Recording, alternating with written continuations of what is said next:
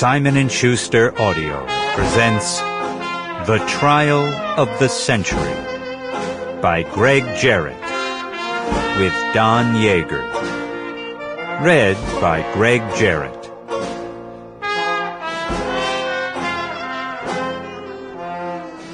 In memory of Joseph W. Jarrett, a gifted trial lawyer and loving father.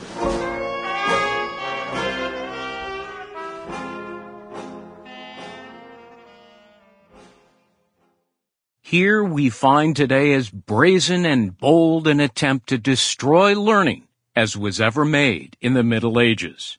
And the only difference is we have not provided that they shall be burned at the stake.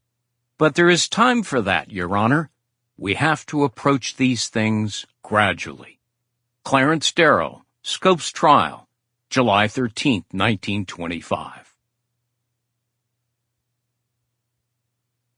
Preface. Discovering Darrow and the Trial of the Century.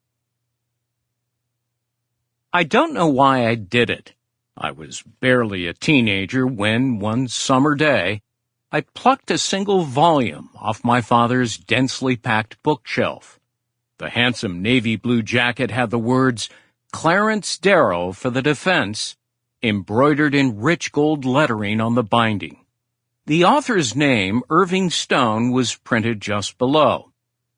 It looked important, to the extent that one, to use that old line, can judge a book by its cover. I opened it and was instantly confronted with a full-page photograph of a rather austere gentleman dressed in a dark three-piece suit. He wore an unruly black bow tie, tethered around a crisply starched white shirt. He had a full head of dark hair that was at once combed and slightly tousled. The right side of his face was draped in subdued shadows, yet failed to conceal the deep creases embedded by time. His weary visage and sober countenance were appreciably softened by eyes that appeared to reflect a genuine benevolence. Turning the page, I read a brief but poignant epigraph from the man. Quote, I may hate the sin, but never the sinner. I remember pausing to consider. Sample complete. Ready to continue?